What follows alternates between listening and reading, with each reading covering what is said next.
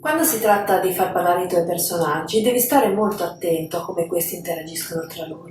Questo per evitare errori tecnici e creare dialoghi veramente efficaci.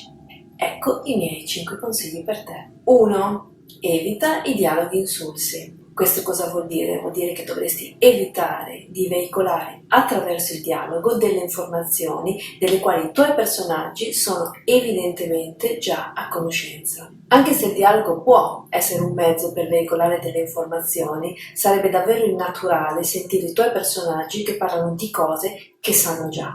In realtà la conversazione, invece che essere parte naturale della narrazione, si dimostrerebbe solo un mezzo per informare il lettore.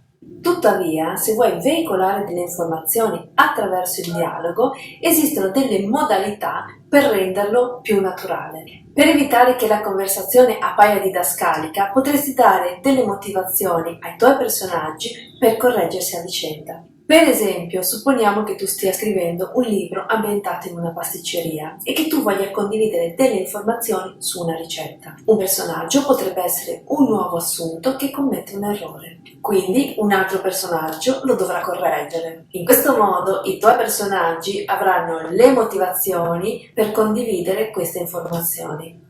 È molto facile far percepire la conversazione come parte naturale della narrazione se il dialogo rispetta le motivazioni dei tuoi personaggi. 2.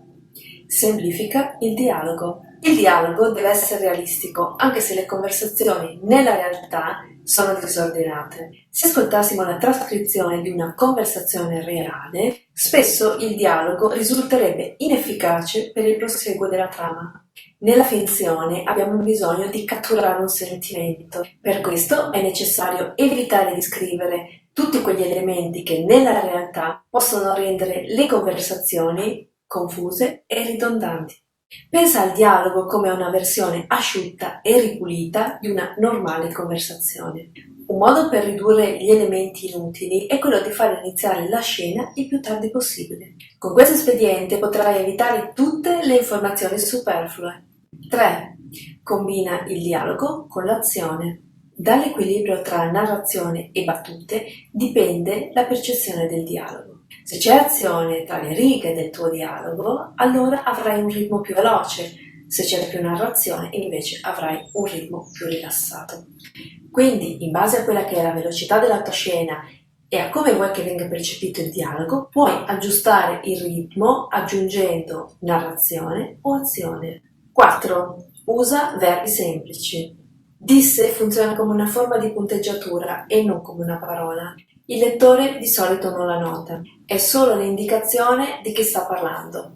Non hai bisogno di scrivere qualcosa come sbottò. Le emozioni vanno espresse attraverso la battuta stessa.